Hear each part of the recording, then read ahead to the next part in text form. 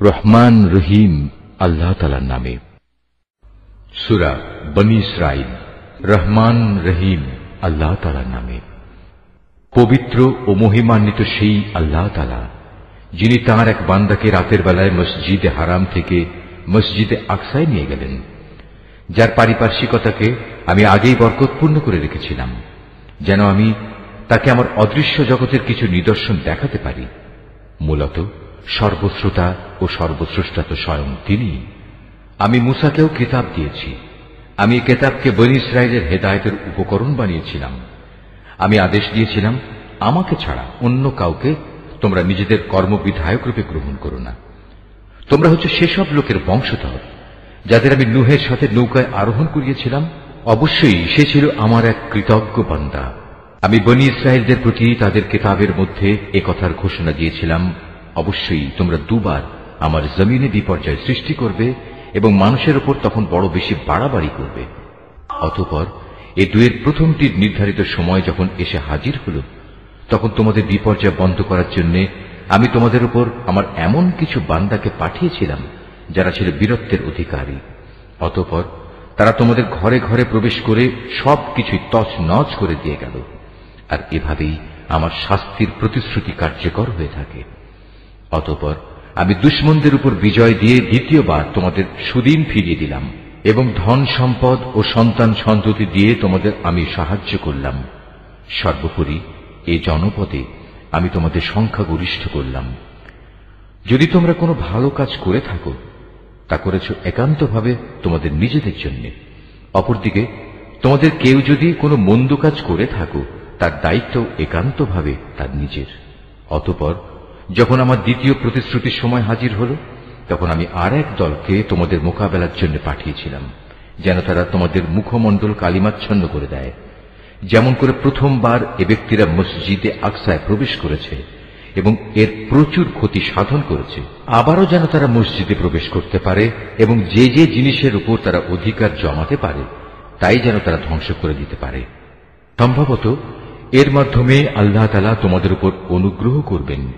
আর তোমরা যদি আবার বিদ্রোহের দিকে ফিরে যাও, তাহলে আমিও আমার শাস্তির পুনরাবৃত্তি করব। আর আমি তো কাফেরদের জন্য জাহান্নামকে তাদের চির কারাগারে পরিণত করে রেখেছি। অবশ্যই এ কোরআন এমন এক পথের দিকে নির্দেশনা দেয় যা অতি সরল ও মজবুত, এবং যেসব ইমানদার মানুষ নেক আমল করে, এ কিতাব তাদের এ সুসংবাদ দেয় যে তাদের জন্য আল্লাহর কাছে এক মহাপুরস্কার রয়েছে। অপরদিকে যারা পরকালে বিশ্বাস করে না, আমি তাদের জন্য এক কঠিন আযাব প্রস্তুত করে রেখেছি। আর মানুষ যেভাবে নিজের জন্য না বুঝে অকল্যাণ কামনা করে, তেমনি সে তার নিজের জন্য বুঝে সুঝে কিছু কল্যাণও কামনা করে। আসলে মানুষ কাঙ্ক্ষিত বস্তুর জন্য এমনিই তাড়াহুড়ো করে। আমি রাত ও দিনকে আমার কুদরতের দুটো নিদর্শন বানিয়ে রেখেছি। অতঃপর রাতের নিদর্শন আমি বিলীন করে দিয়েছি এবং দিনের নিদর্শনকে আমি করেছি আলোকময়, যাতে করে এর আলোতে তোমরা তোমাদের মালিকের রিজিক সংগ্রহ করতে পারো। সর্বোপরি তোমরা এর মাধ্যমে বছরের গণনা ও এর হিসাবও জানতে পারো। আর এর সব কয়টি বিষয়ই আমি খুলে খুলে বর্ণনা করেছি। প্রত্যেক মানুষের ভাগ্যলিপি আমি তার গলায় হারের মতো করে ঝুলিয়ে রেখেছি।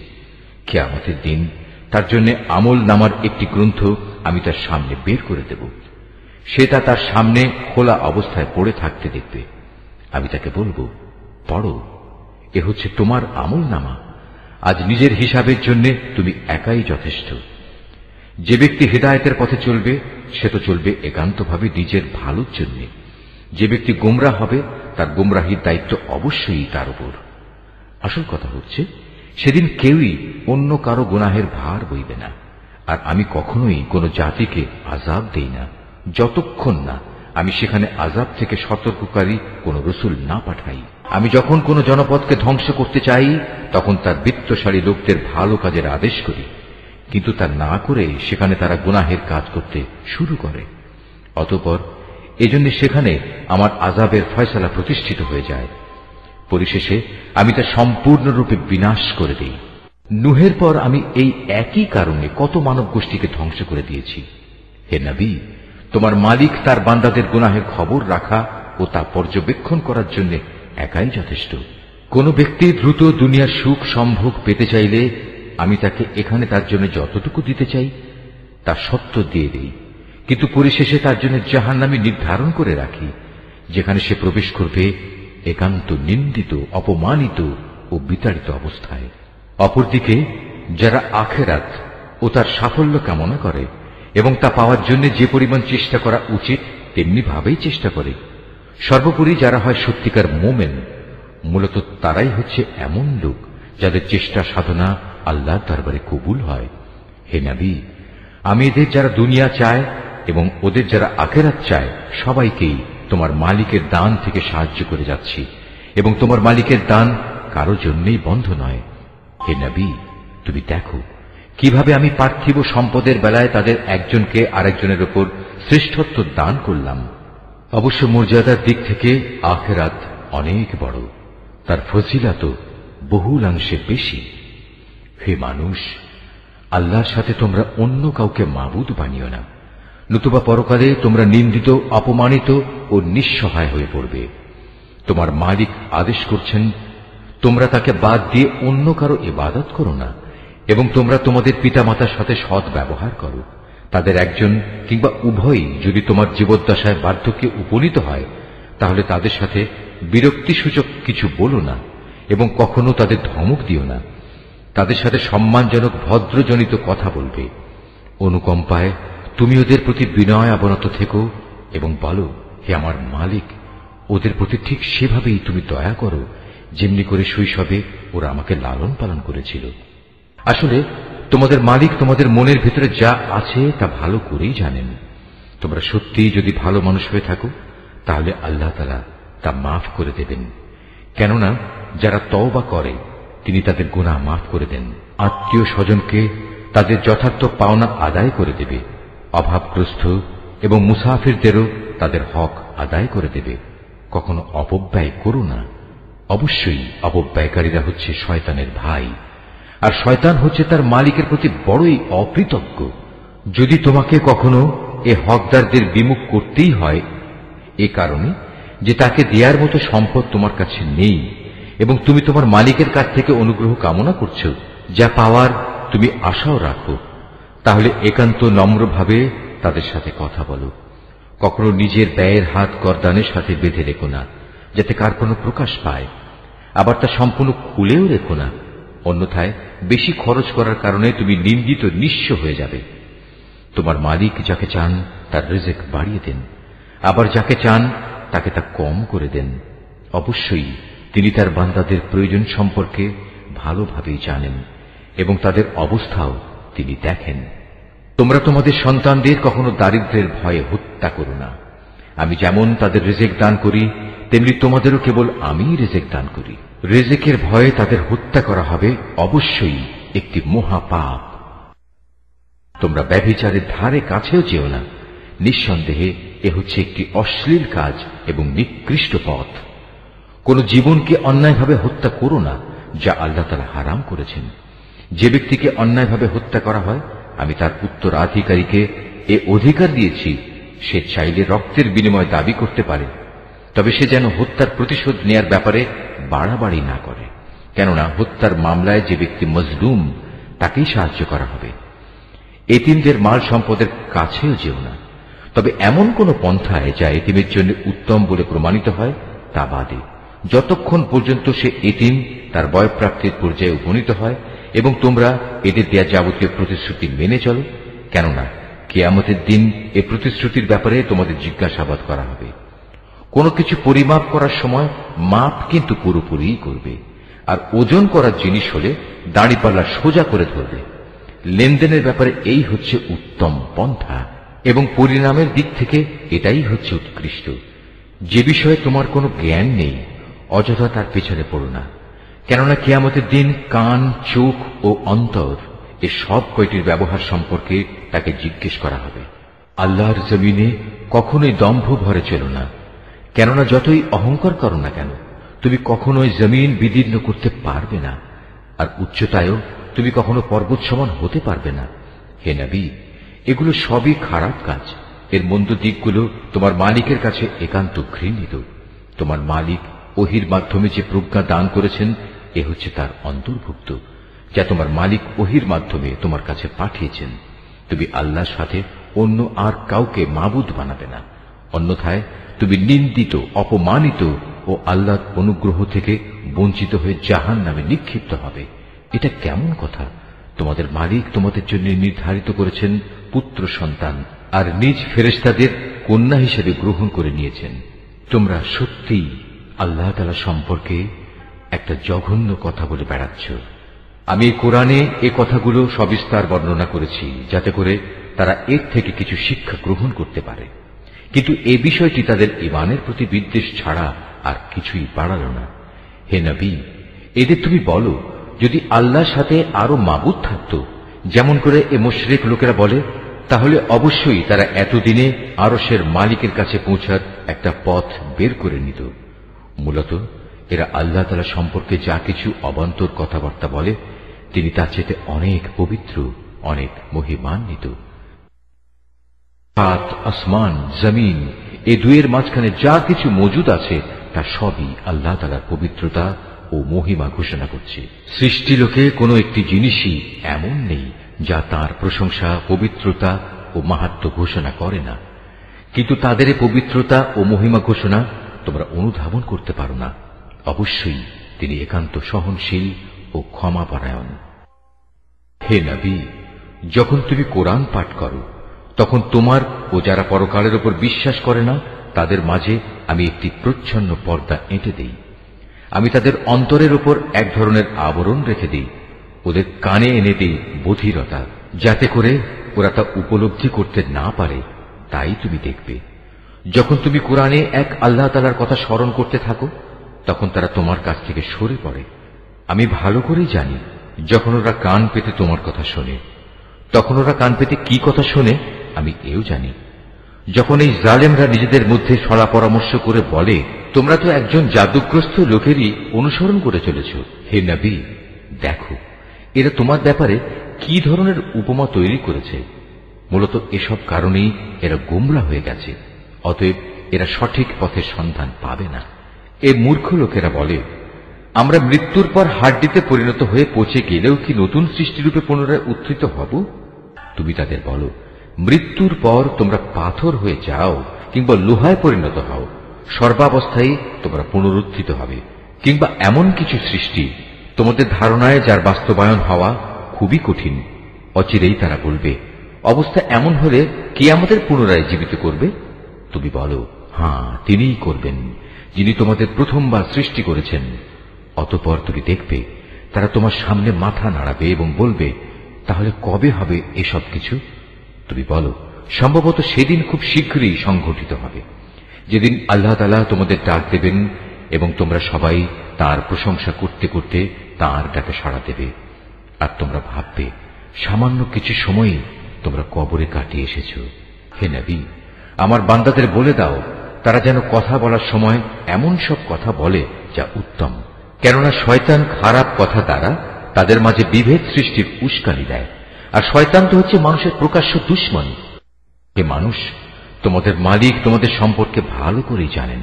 তিনি চাইলে তোমাদের উপর দয়া করেন, আবার চাইলে তিনি তোমাদের শাস্তি দেন। হে নবী, আমি তো তোমাকে তাদের উপর কোনো অভিভাবক করে পাঠাইনি। তোমার মালিক তাদের ভালো করেই জানেন যা আসমান সমূহ ও জমিনের মাঝে মজুদ রয়েছে। আমি এক একজন নবীকে এক একজনের উপর মর্যাদা দান করেছি। এমনি ভাবেই আমি দাউদকে জবুর কিতাব দান করে মর্যাদাবান করেছি। হে নবী, এদের বলো, তোমরা আল্লাহকে বাদ দিয়ে যাদের মাবুদ মনে করে ডাকো, তাদের ডেকে দেখো, দেখবে তারা তোমাদের কষ্ট দূর করা কিংবা তা বদলে দেওয়ার কোনো ক্ষমতাই রাখে না। ওরা যাদের ডাকে তারা স্বয়ং নিজেরাই তো তাদের মালিকের কাছে পৌঁছার উসিলা তালাশ করতে থাকে।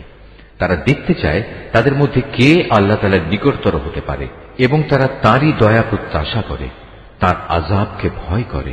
মূলত তোমার মালিকের আযাব এমনই একটি বিষয় যা একান্ত ভীতিপ্রদ।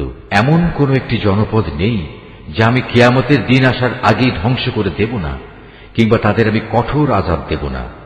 এসব কথা তো আমার পাঠানো কিতাবেই লিপিবদ্ধ আছে। আমাকে আযাবের নিদর্শন সমূহ পাঠানো থেকে এছাড়া অন্য কোনো কিছুই নিবৃত্ত করতে পারেনি যে তাদের আগের লোকেরা তা অস্বীকার করেছে। আমি সামুদ জাতিকে দৃশ্যমান নিদর্শন হিসেবে একটি উষ্ট্রি পাঠিয়েছিলাম, অতঃপর তারা আমার সেই নিদর্শনের সাথে জুলুম করেছে। আসলে আমি ভয় দেখানোর জন্যই তাদের কাছে আযাবের নিদর্শনসমূহ পাঠাই। হে নবী, স্মরণ করো যখন আমি তোমাকে বলেছিলাম তোমার মালিক জ্ঞানের পরিধি দিয়ে সব মানুষদের পরিবেষ্টন করে আছেন। যে স্বপ্ন আমি তোমাকে দেখিয়েছিলাম তাকে আমি আসলে মানুষদের জন্য পরীক্ষার বিষয় বানিয়ে দিয়েছিলাম, এবং সে গাছকেও পরীক্ষার কারণ বানিয়েছি, যার প্রতি কোরআনে অভিশাপ দেওয়া হয়েছে। এভাবেই আমি তাদের ভয় দেখাই। মূলত আমার ভয় দেখানো তাদের গুমরাহি কেবল বাড়িয়ে দিয়েছে। স্মরণ করো যখন আমি ফেরেশতাদের বললাম তোমরা আদমকে সাজদা করো, তখন তারা সবাই আমার আদেশে সাজদা করল, ইবলিস ছাড়া। সে বলল, আমি কিভাবে তাকে সাজদা করব যাকে তুমি মাটি থেকে সৃষ্টি করেছ? সে বলল, তুমি কি একে দেখেছ যাকে তুমি আমার উপর মর্যাদা দান করলে? যদি তুমি আমাকে কিয়ামত পর্যন্ত অবকাশ দাও, তাহলে আমি অবশ্যই তার গোটা বংশধরদের নিজের আয়ত্তে নিয়ে আসব, তবে একটি ক্ষুদ্র দল ছাড়া যারা বেঁচে থাকতে পারবে। আল্লাহ তাআলা বললেন, যাও, দূর হয়ে যাও এখান থেকে। তাদের মধ্যে যারা তোমার আনুগত্য করবে তোমাদের সবার শাস্তি হচ্ছে জাহান্নাম, আর জাহান্নামের শাস্তিও পুরোপুরি দেয়া হবে। এদের মধ্যে যাকেই পারো তুমি তোমার আওয়াজ দিয়ে গোমরা করে দাও। তোমার যাবতীয় অশ্বারোহী ও পদাতিক বাহিনী নিয়ে তাদের উপর গিয়ে চড়াও হও। ধন সম্পদ ও সন্তান সন্ততিতে তুমি তাদের সাথী হয়ে যাও এবং যত পারো তাদের মিথ্যা প্রতিশ্রুতি দিতে থাকো। আর শয়তান তাদের যে প্রতিশ্রুতি দেয় তা প্রতারণা ছাড়া আর কিছুই নয়। নিঃসন্দেহে যারা আমার খাস বান্দা তাদের উপর তোমার কোনো ক্ষমতা চলবে না। হে নবী, তোমার মালিক অবশ্যই তাদের কর্মবিধায়ক হিসেবে যথেষ্ট। হে মানুষ, তোমাদের মালিক তো হচ্ছেন তিনি, যিনি তোমাদের জন্য সমুদ্রে জলযান পরিচালনা করেন, যাতে করে তোমরা জলে স্থলে তাঁর প্রদত্ত রিজিক তালাশ করতে পারো। নিশ্চয়ই তিনি তোমাদের উপর পরম দয়ালু। আর উত্তাল সমুদ্রের মধ্যে যখন তোমাদের উপর কোনো বিপদ মুসিবত আপতিত হয়, তখন আল্লাহ তাআলাকে বাদ দিয়ে ইতিপূর্বে তোমরা যাদের ডাকতে তারা সবাই তোমাদের মন থেকে হারিয়ে যায়, এবং ডাকার জন্য এক আল্লাহই সেখানে বাকি থেকে যান। অতঃপর তিনি যখন তোমাদের স্থলে এনে বিপদ থেকে উদ্ধার করেন, তখনই তোমরা তাঁর থেকে মুখ ফিরিয়ে নাও। আসলে মানুষ হচ্ছে নেহায়েত অকৃতজ্ঞ। তোমরা কি করে নিশ্চিত হয়ে গেছো তিনি তোমাদের স্থলে এনে এর কোথাও তোমাদের গেড়ে দেবেন না, অথবা তোমাদের উপর মরণমুখী কোনো ধূলিঝড় নাজিল করবেন না? এমন অবস্থা যখন আসবে তখন তোমরা কোনো অভিভাবকও পাবে না। অথবা তোমরা এ ব্যাপারেও কি নিশ্চিত হয়ে গেছো যে তিনি পুনরায় তোমাদের সেই সমুদ্রে নিয়ে যাবেন না, এবং স্থলে এসে যে আচরণ তোমরা তার সাথে করেছ তোমাদের সেই অকৃতজ্ঞতার শাস্তি স্বরূপ তিনি অতঃপর তোমাদের উপর প্রচন্ড ঝড় পাঠাবেন না এবং তোমাদের উত্তাল সমুদ্রে ডুবিয়ে দেবেন না? আর এমন অবস্থা দেখা দিলে তোমাদের জন্য সেদিন আমার বিরুদ্ধে কোনো সাহায্যকারী পাবে না। আমি অবশ্যই আদম সন্তানদের মর্যাদা দান করেছি। স্থলে ও সমুদ্রে আমি ওদের চলাচলের বাহন দিয়েছি এবং তাদের পবিত্র জিনিসসমূহ দিয়ে আমি রিজিক দান করেছি। অতঃপর আমি অন্য যত কিছু সৃষ্টি করেছি তার অধিকাংশের উপরই আমি তাদের শ্রেষ্ঠত্ব দান করেছি। যেদিন আমি প্রত্যেক জাতিকে তাদের নেতাদের সাথে ডাকব, সেদিন যাদের আমলনামা তাদের ডান হাতে দেয়া হবে তারা খুশি হয়ে তা পড়তে শুরু করবে। তাদের উপর সেদিন বিন্দু মাত্র জুলুম করা হবে না। যে ব্যক্তি জেনে বুঝে এই দুনিয়ায় সত্য থেকে অন্ধ হয়ে থেকেছে, পরকালেও সে আল্লাহর নিয়ামত থেকে অন্ধ থেকে যাবে এবং হেদায়েত থেকেও সে হবে পথহারা। হে নবী, আমি তোমার প্রতি যে ওহী পাঠিয়েছি তার প্রচার ও প্রতিষ্ঠা থেকে তোমার পদস্খলন ঘটাবার ব্যাপারে এরা কোনো প্রকার চেষ্টা থেকেই বিরত থাকেনি, যাতে করে তুমি ওহীর বদলে আমার সম্পর্কে কিছু মিথ্যা কথা বানাতে শুরু করো। যদি তেমন কিছু করতে তাহলে এরা তোমাকে তাদের ঘনিষ্ঠ বন্ধু বানিয়ে দিত। যদি আমি তোমাকে তখন অবিচল না রাখতাম তাহলে তুমি অবশ্যই তাদের দিকে সামান্য কিছুটা হলেও ঝুঁকে পড়তে। আর এমনটি যদি হতো তাহলে এ জীবনে যেমন আমি তোমাকে দ্বিগুণ শাস্তি আস্বাদন করাতাম, তেমনি মৃত্যু পরবর্তী কালেও আমি তোমাকে দ্বিগুণ শাস্তি আস্বাদন করাতাম। তুমি আমার বিরুদ্ধে তখন কোনোই সাহায্যকারী পেতে না। হে নবী, এরা এ ব্যাপারেও কোনো চেষ্টা ত্রুটি করেনি যে তোমাকে এ ভূখণ্ড থেকে উৎখাত করে এর বাইরে কোথাও ফেলে দেবে। যদি তেমনটি হতো তাহলে তোমার পরে তারা নিজেরাও সেখানে সামান্য কিছুক্ষণই মাত্র টিকে থাকতে পারত। তোমার আগে আমি যত নবী রসুল পাঠিয়েছিলাম তাদের ব্যাপারে এই ছিল আমার নিয়ম, আর তুমি আমার সে নিয়মের কখনো রদ বদল দেখতে পাবে না।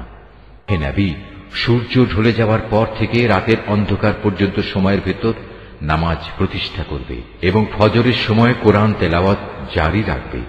অবশ্য ফজরের কোরআন তেলাওয়াত সহজেই পরিলক্ষিত হয়। রাতের কিছু অংশে তাহাজ্জুদ নামাজ প্রতিষ্ঠা করো, এটা তোমার জন্য ফরজ নামাজের অতিরিক্ত একটা নামাজ। আশা করা যায় তোমার মালিক এর বরকত দ্বারা তোমাকে প্রশংসিত মর্যাদায় প্রতিষ্ঠিত করবেন। তুমি বলো, হে আমার মালিক, যেখানেই আমাকে নিয়ে যাও না কেন তুমি আমাকে সত্যের সাথে নিয়ে যাও, এবং যেখান থেকেই আমাকে বের করো না কেন সত্যের সাথেই বের করো, এবং তোমার কাছ থেকে আমার জন্য একটি সাহায্যকারী রাষ্ট্রশক্তি প্রদান করো। তুমি ঘোষণা দাও, সত্য এসে গেছে এবং মিথ্যা চিরতরে বিলুপ্ত হয়ে গেছে। অবশ্য মিথ্যাকে বিলুপ্ত হতেই হবে। আমি কোরআনে যা কিছু নাজিল করি তা হচ্ছে ঈমানদারদের জন্য তাদের রোগের উপশমকারী ও রহমত, কিন্তু এ সত্ত্বেও তা জালেমদের জন্য ক্ষতি ছাড়া আর কিছুই বৃদ্ধি করে না। যখন আমি মানুষদের উপর কোন রকম অনুগ্রহ করি তখন তারা কৃতজ্ঞতার বদলে আমার দিক থেকে মুখ ফিরিয়ে নেয় এবং নিজেকে দূরে সরিয়ে নিয়ে যায়। আবার যখন কোন রকম কষ্ট মুসিবত তাকে স্পর্শ করে তখন সে একেবারে নিরাশ হয়ে পড়ে। নবী, এতে তুমি বলো, প্রত্যেক ব্যক্তি নিজ প্রকৃতির উপর কাজ করে যাচ্ছে, অতঃপর তোমাদের মালিক ভালো করে জানেন কে সঠিক পথের উপর রয়েছে। হে নবী, এরা তোমার কাছে জানতে চায় রূহ কি জিনিস। তুমি এদের বলো, রূহ হচ্ছে আমার মালিকের আদেশ সম্পর্কিত একটি বিষয়। আসলে সৃষ্টি রহস্য সম্পর্কে তোমাদের যা কিছু জ্ঞান দেয়া হয়েছে তা নিতান্ত কম। তারপরেও আমি তোমার প্রতি যে কতটুকু ওহী পাঠিয়েছি, যদি আমি চাইতাম তা অবশ্যই তোমার উপর থেকে প্রত্যাহার করে নিতে পারতাম, আর তেমন কিছু হলে তুমি আমার মোকাবেলায় কোনই সাহায্যকারী পেতে না। কিন্তু এটা হচ্ছে তোমার মালিকের একান্ত দয়া, এতে কোন সন্দেহ নেই। তোমার উপর তার অনুগ্রহ অনেক বড়। তুমি তাদের এও বলো, যদি সব মানুষ ও জিন এ কাজের জন্য একত্রিত হয় যে তারা এ কোরআনের অনুরূপ কোনো কিছু বানিয়ে আনবে, তাতেও তারা এর মতো কিছু তৈরি করে আনতে পারবে না। যদিও এ ব্যাপারে তারা একে অপরের সাহায্যকারী হয়, তবুও নয়। আমি কোরআনের মধ্যে মানুষদের বোঝানোর জন্য বহু উপমা দ্বারা হেদায়েতের বাণী বিশদভাবে বর্ণনা করেছি, কিন্তু অধিকাংশ মানুষই তা অমান্য না করে ক্ষান্ত হল না। এরা বলে, কখনোই আমরা তোমার উপর ঈমান আনব না যতক্ষণ না তুমি আমাদের জন্য এই জমিন থেকে এক প্রস্রবণ ধারা প্রবাহিত না করবে, কিংবা তোমার জন্য খেজুরের অথবা আঙুরের একটি বাগান তৈরি হবে এবং তাতে তুমি অসংখ্য নদী নালা বইয়ে দেবে, অথবা যেমন করে তুমি কিয়ামত সম্পর্কে বলো সে অনুযায়ী আসমানকে টুকরো টুকরো করে আমাদের উপর ফেলে দেবে, অথবা স্বয়ং আল্লাহ তাআলা ও তার ফেরেশতাকে আমাদের সামনে এনে দাঁড় করিয়ে দেবে, কিংবা থাকবে তোমার কোন স্বর্ণ নির্মিত ঘর, অথবা তুমি আরোহণ করবে আসমানে। কিন্তু আমরা তোমার আকাশে চড়ার ঘটনাও বিশ্বাস করব না যতক্ষণ না তুমি সেখান থেকে আমাদের জন্য একটি কিতাব নিয়ে আসবে যা আমরা পড়তে পারব। হে নবী, তুমি এদের শুধু এটুকু বলো, মহান পবিত্র আমার আল্লাহ তাআলা, আমি তো কেবল তাঁর পক্ষ থেকে একজন মানুষ, একজন রাসূল বই, কিছুই নই। যখনই মানুষদের কাছে আল্লাহ তাআলার কাছ থেকে হেদায়েত আসত তখন তাদের ঈমান আনা থেকে এছাড়া অন্য কোনো জিনিসই বিরত রাখেনি যে তারা বলতো, আল্লাহ তাআলা আমাদের মতো একজন মানুষকে কি নবী করে পাঠালেন? হে নবী, তুমি তাদের বলো, যদি এই জমিনে ফেরেশতারাই বসবাস করত এবং তারা এখানে নিশ্চিন্তভাবে ঘুরে বেড়াত, তাহলে অবশ্যই আমি তাদের জন্য আসমান থেকে কোনো ফেরেশতাকেই নবী করে পাঠাতাম। তুমি বলো, আমার এবং তোমাদের মাঝে আল্লাহ তাআলাই আমি মনে করি সাক্ষী হিসেবে যথেষ্ট। অবশ্যই তিনি তার বান্দাদের সম্পর্কে জানেন, তিনি তাদের সব আচরণও দেখেন। যাকে আল্লাহ তাআলা হেদায়েত দান করেন সেই মূলত হেদায়েত প্রাপ্ত হয়, আর যাকে তিনি গোমরাহ করেন এমন লোকদের হেদায়েত দানের জন্য হে নবী, তুমি আল্লাহ তাআলা ছাড়া আর অন্য কাউকেই সাহায্যকারী পাবে না। এমন সব গোমরাহ লোকদের আমি কিয়ামতের দিন মুখের উপর ভর দিয়ে চলা অবস্থায় একত্রিত করব। এরা তখন হবে অন্ধ, বোবা ও বধির। এদের সবার ঠিকানা হবে জাহান্নাম। যতবার তা স্তিমিত হয়ে আসবে ততবার আমি তাকে তাদের জন্য প্রজ্বলিত করে আরো বাড়িয়ে দেব।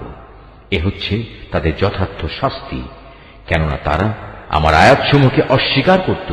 তারা আরো বলতো, মৃত্যুর পর যখন আমরা অস্থিতে পরিণত হয়ে যাব ও চূর্ণ বিচূর্ণ হয়ে যাব, তখনও কি আমরা নতুন সৃষ্টিরূপে উত্থিত হব?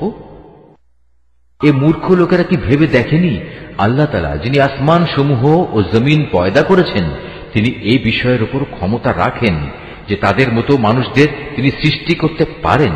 দ্বিতীয়বার তাদের পয়দা করার একটি ক্ষণ তিনি তাদের জন্য নির্ধারণ করে রেখেছেন, যাতে কোন রকম সন্দেহের অবকাশ নেই। তথাপি এই জালেম লোকেরা সেই দিনকে অস্বীকার করেই যাচ্ছে। হে নবী, বলো, আমার মালিকের দয়ার ভাণ্ডার যদি তোমাদের করায়ত্তে থাকত, তবে তা ব্যয় হয়ে যাবে এ ভয়ে তোমরা তা আঁকড়ে রাখতে চাইতে। আসলে মানুষ স্বভাবগতভাবেই অতিশয় কৃপণ। আমি মূসাকে 9টি স্পষ্ট নিদর্শন দিয়েছিলাম। অতএব হে নবী, তুমি স্বয়ং বনী ইসরায়েলদের কাছে এই কথাটা জিজ্ঞেস করো। যখন সে তাদের কাছে নবী হয়ে এসেছিল, তখন ফেরাউন তাকে বলেছিল, হে মূসা, আমি মনে করি তুমি একজন জাদুগ্রস্ত ব্যক্তি।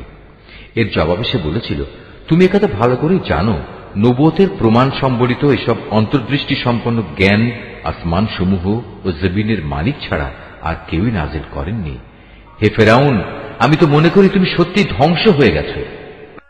অতঃপর সে তাদের এ জমিন থেকে উৎখাত করে দিতে চাইল, কিন্তু আমি তাকে এবং যারা তার সঙ্গী সাথী ছিল তাদের সবাইকে এর নাফরমানির জন্য সমুদ্রে ডুবিয়ে দিয়েছি। অতঃপর আমি বনী ইসরায়েলদের বললাম, এবার তোমরা এই জমিনে নির্বিবাদে বসবাস করো।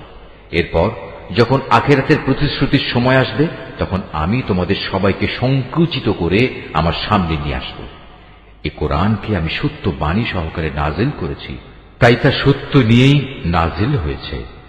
আমি তো তোমাকে কেবল জান্নাতের সুসংবাদদাতা ও জাহান্নামের সতর্ককারী রূপেই প্রেরণ করেছি। এই আয়াতটি যিনি তেলাওয়াত করবেন এবং যিনি এই আয়াতটির তেলাওয়াত শুনবেন, তাদের সবাইকে এখানে একটি সাজদা আদায় করতে হবে। এটা ওয়াজিব। আমি কোরআনকে ভাগে ভাগে বিভক্ত করে দিয়েছি, যাতে করে তুমিও ক্রমে ক্রমে তা মানুষদের সামনে পড়তে পারো, আর এ কারণেই আমি তা পরপর নাজিল করেছি। হে নবী, তুমি বলো, তোমরা এ কোরআনকে মানো কিংবা না মানো, তাতে এর মর্যাদা মোটেই ক্ষুণ্ণ হবে না। যাদের এর আগে আসমানি কিতাবের জ্ঞান দেয়া হয়েছে, তাদের অবস্থা হচ্ছে, যখনই তাদের সামনে এটি পড়া হয়, তারা নিজেদের মুখের উপর সাজদায় লুটিয়ে পড়ে। তখন তারা বলে, আমাদের মালিক পবিত্র, অবশ্যই আমাদের মালিকের ওয়াদা পরিপূর্ণ হবে। আর তারা কাঁদতে কাঁদতে মুখের উপর ভূমিতে লুটিয়ে পড়ে। মূলত এ কোরআন তাদের বিনয়েই বৃদ্ধি করে। তুমি আরো বলো, তোমরা আল্লাহ তাআলাকে আল্লাহ বলে ডাকো কিংবা রহমান, তোমরা যে নামেই তাকে ডাকো, তার সব কটি নামই উত্তম। হে নবী, চিৎকার করে নামাজ পড়ো না, আবার অতিশয় ক্ষীণভাবেও নয়, বরং নামাজ পড়ার সময় এ দুয়ের মধ্যবর্তী পন্থা অবলম্বন করো। তুমি আরো বলো, সকল প্রশংসা আল্লাহ তাআলার জন্য, যিনি কখনো কোনো সন্তান গ্রহণ করেননি, তার সার্বভৌমত্বে কারোই কোনো অংশীদারিত্ব নেই। তিনি কখনো দুর্দশাগ্রস্তও হন না যে তার কোনো অভিভাবকের প্রয়োজন হয়। তিনি সব কিছুর ঊর্ধ্বে। তুমি শুধু তাঁরই মাহাত্ম্য ঘোষণা করো, পরমতম মাহাত্ম্য। সূরা আল কাহাফ। রহমান রহিম আল্লাহ তাআলার নামে। সব তারিফ আল্লাহ তাআলার জন্য, যিনি তার একজন বিশেষ বান্দার প্রতি এ গ্রন্থ নাজিল করেছেন এবং তার কোথাও তিনি কোন রকম বক্রতা রাখেননি। একে তিনি প্রতিষ্ঠিত করেছেন সহজ সরল একটি পথের উপর, যাতে করে আল্লাহ তাআলার পক্ষ থেকে সে নবী তাদের জাহান্নামের আযাবের ব্যাপারে সতর্ক করে দিতে পারে, এবং যারা ঈমানদার, যারা নেক কাজ করে, তাদের সে এ মর্মে সুসংবাদ দিতে পারে যে তাদের জন্য আল্লাহর দরবারে উত্তম পুরস্কার রয়েছে, যেখানে তারা চিরকাল থাকবে। এবং সেসব লোকদেরও ভয় দেখাবে যারা মূর্খের মতো বলে, আল্লাহ তাআলা সন্তান গ্রহণ করেছেন। এ দাবির পক্ষে তাদের কাছে কোনো জ্ঞান সম্মত দলিল প্রমাণ নেই। তাদের বাপ দাদাদের কাছেও এ ব্যাপারে কোনো যুক্তি ছিল না। এটা সত্যিই বড় একটি কঠিন কথা যা তাদের মুখ থেকে বের হচ্ছে। আসলে তারা জঘন্য মিথ্যা ছাড়া কিছুই বলেনি। হে নবী, যদি এরা এ কথার উপর ঈমান না আনে, তাহলে মনে হয় দুঃখ কষ্টে তুমি এর পেছনে নিজেকেই বিনাশ করে দেবে।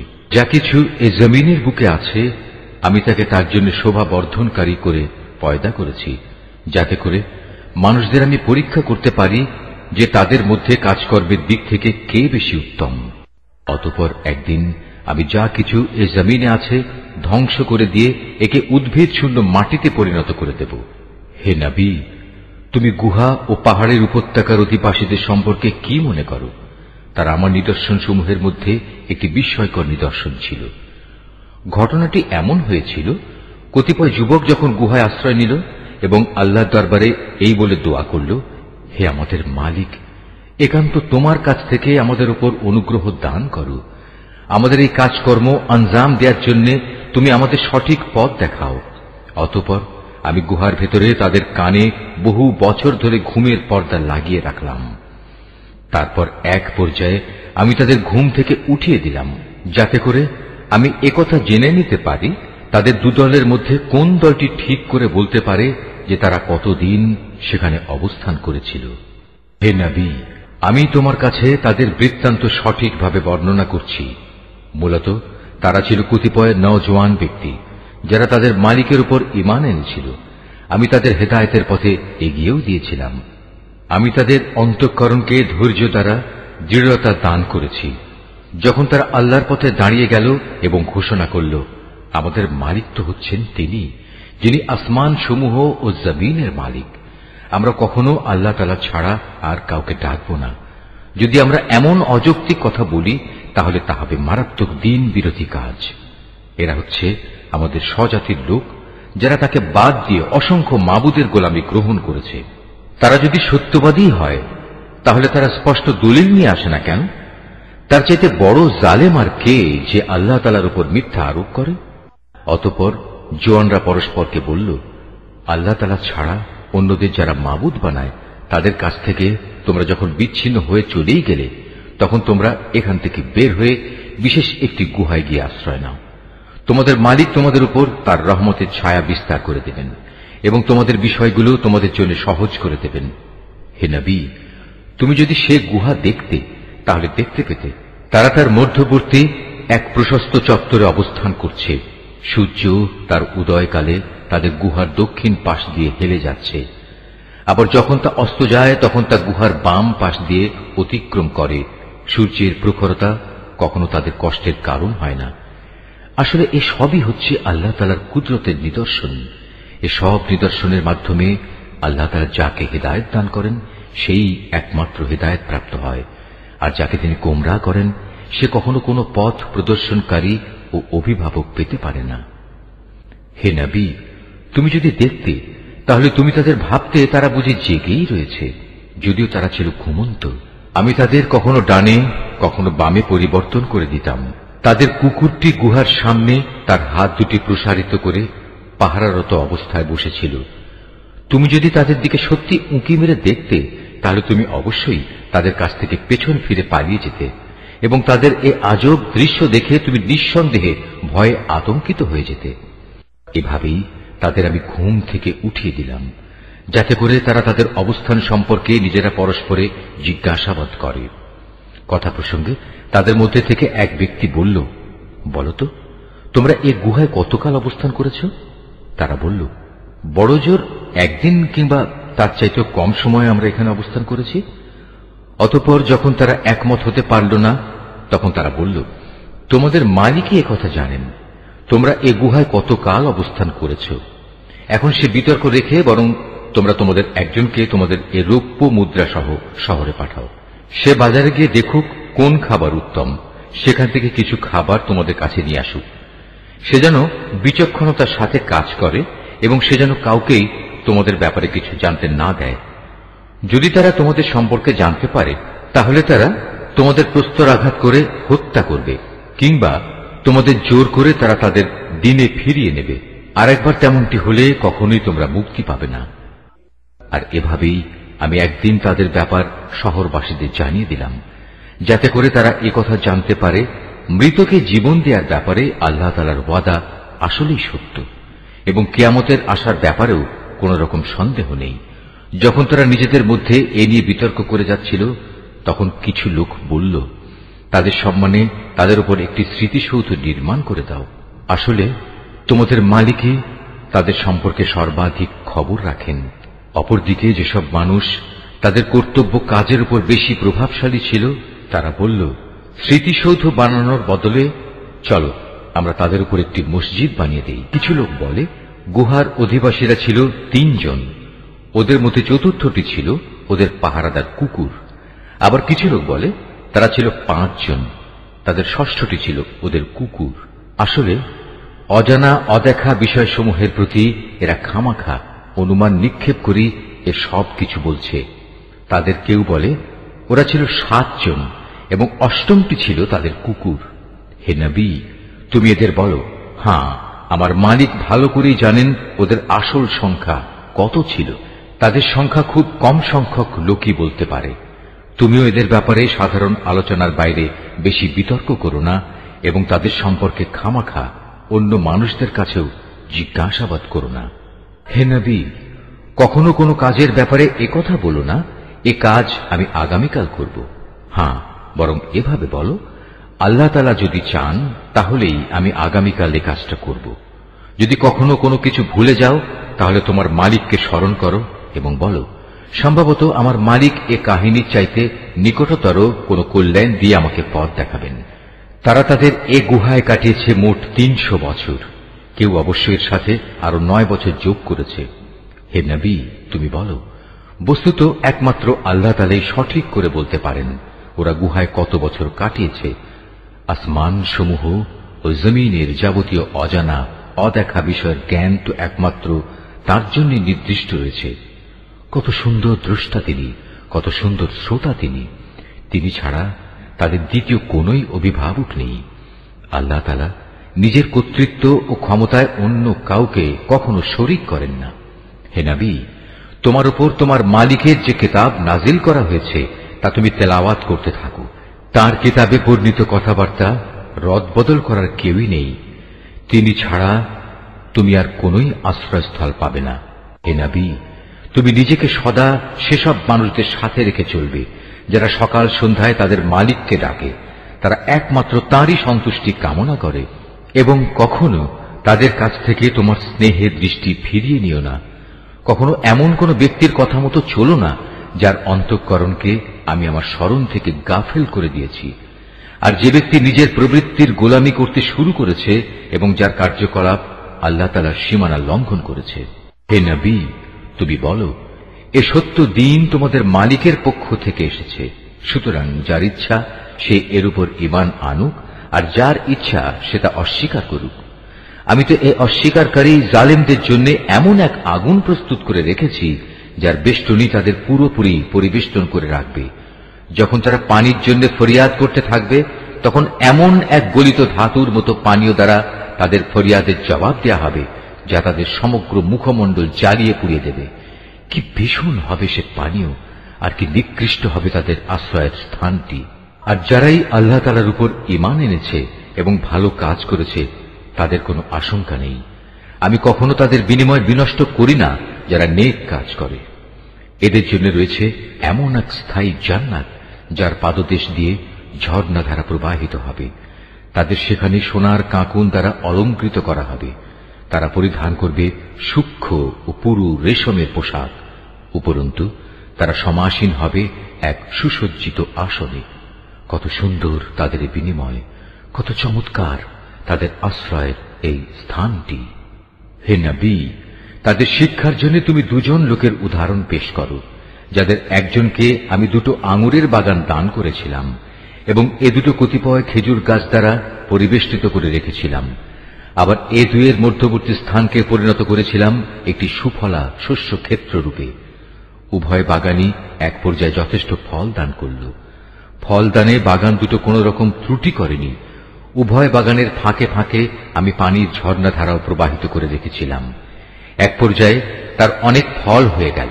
অতঃপর একদিন সে তার সাথীকে কথা প্রসঙ্গে বলল, দেখো, আমি ধন সম্পদের দিক থেকে তোমার চাইতে যেমন বড়, তেমনি জনবলেও আমি তোমার চাইতে বেশি শক্তিশালী। নিজের শক্তি সামর্থ্যের ব্যাপারে বাড়াবাড়ি করতে করতে সে নিজের বাগানে গিয়ে প্রবেশ করল এবং বলল, আমি ভাবতেই পাচ্ছি না এ বাগানের সৌন্দর্য কোনোদিন নিঃশেষ হয়ে যাবে। আমি এও মনে করি না একদিন এসব ধ্বংস হয়ে কিয়ামত প্রতিষ্ঠিত হবে এবং কিয়ামতের পর আমাকে যদি আমার মালিকের সামনে ফিরিয়ে নেওয়াও হয়, তাহলে এর চাইতে উৎকৃষ্ট কোনো কিছু আমি সেখানে পাব। তার সে গরিব সাথীটি যে তার সাথে কথা বলছিল বলল, এ পার্থিব সম্পদ দেখে তুমি কি সত্যি সে মহান সত্তাকে অস্বীকার করছো, যিনি তোমাকে প্রথমত মাটি থেকে অতঃপর শুক্র কণা থেকে পয়দা করেছেন, পরিশেষে তিনি তোমাকে একটি মানুষের আকৃতিতে পূর্ণাঙ্গ করেছেন? কিন্তু আমি তো বিশ্বাস করি সেই সৃষ্টিকর্তা আল্লাহ তাআলাই হচ্ছেন আমার মালিক এবং আমার মালিকের কোনো কাজের সাথেই আমি কাউকে শরীক করি না। কত ভালো হতো তুমি যখন তোমার ফলবতী বাগানে প্রবেশ করলে তখন যদি তুমি একথা বলতে, আল্লাহ তাআলা যা চেয়েছেন তাই হয়েছে, আল্লাহ তাআলা ব্যতি রেখে কারোই কিছু ঘটানোর শক্তি নেই। যদিও তুমি আমাকে ধনে জনে তোমার চাইতে কম দেখলে, কিন্তু আমি আল্লাহ তাআলার উপর ঈমান রাখি। সম্ভবত আমার মালিক আমাকে তোমার এ পার্থিব বাগানের চাইতে উৎকৃষ্ট আখিরাতের কোনো বাগান দান করবেন এবং অকৃতজ্ঞতার জন্য তোমার বাগানের উপর আসমান থেকে এমন কোন বিপর্যয় নাজিল করবেন ফলে তা উদ্ভিদ শূন্য এক বিরান ভূমিতে পরিণত হয়ে যাবে, কিংবা তার পানি তার জমিনের নিচেই অন্তর্হিত হয়ে যাবে। তেমন কিছু হলে তুমি কখনো তা আবার খুঁজে আনতে পারবে না। অতঃপর তাই ঘটল, তার বাগানের ফল ফলারিকে বিপর্যয় এসে ঘিরে ফেলল। তখন সে ব্যক্তি সেই ব্যয়ের উপর যা সে বাগানের শোভা বর্ধনের পেছনে করেছিল হাতের উপর হাত রেখে আক্ষেপ করতে লাগল।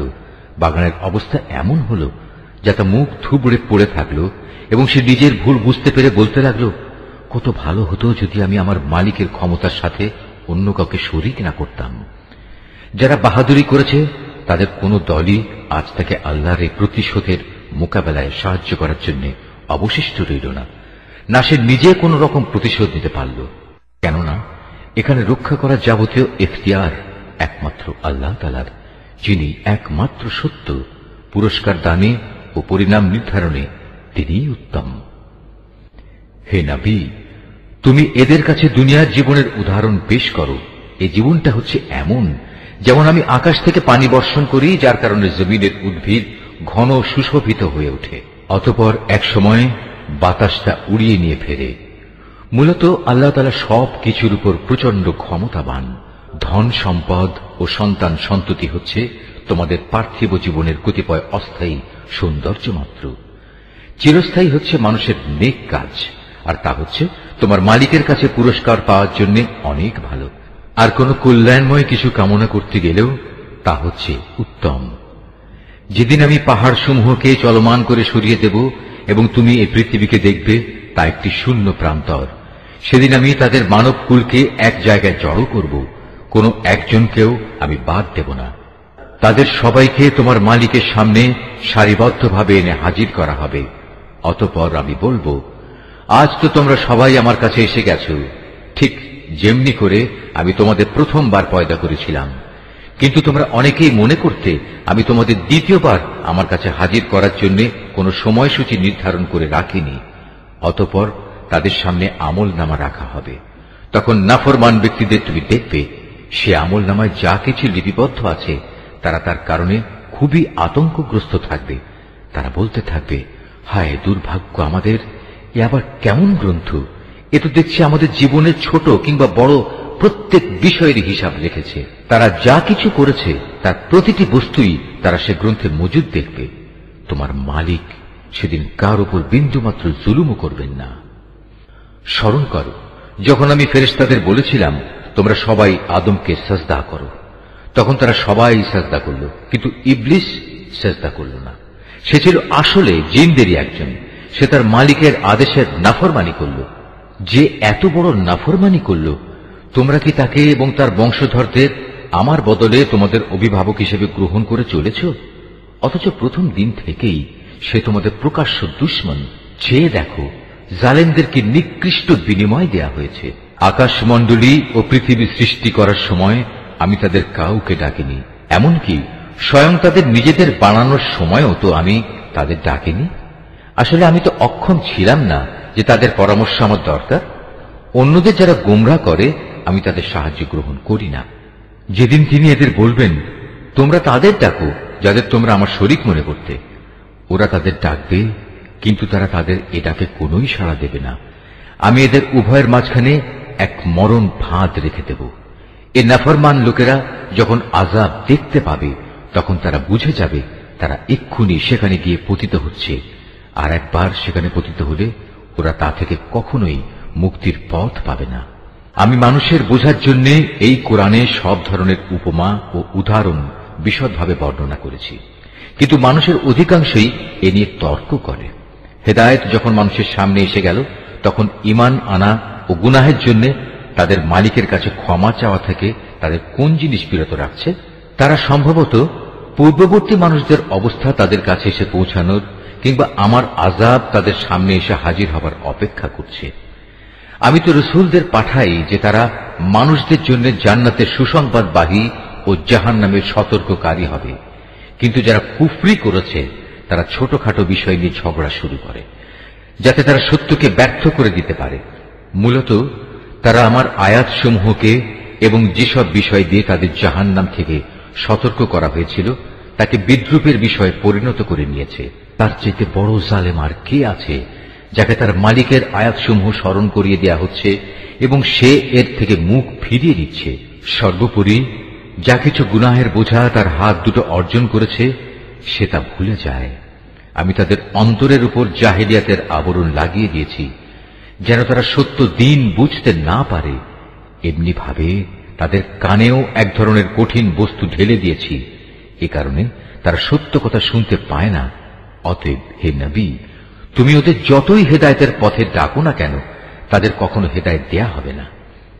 হে নবী, তোমার মালিক বড়ই ক্ষমাশীল ও দয়াবান। তিনি যদি তাদের সবাইকে তাদের কৃতকর্মের জন্য শাস্তি দিতে চাইতেন, তাহলে তিনি সহজেই তা ত্বরান্বিত করতে পারতেন। বরং এর পরিবর্তে তাদের জন্য শাস্তির একটি প্রতিশ্রুত ক্ষণ রাখা আছে, যা থেকে ওদের কারুই পরিত্রাণ নেই। এই জনপদ ও তাদের অধিবাসীরা যখন আল্লাহ তাআলার সীমা লঙ্ঘন করেছিল, তখন আমি তাদের নির্মূল করে দিয়েছি। তাদের ধ্বংসের জন্যও একটি দিনক্ষণ নির্দিষ্ট ছিল।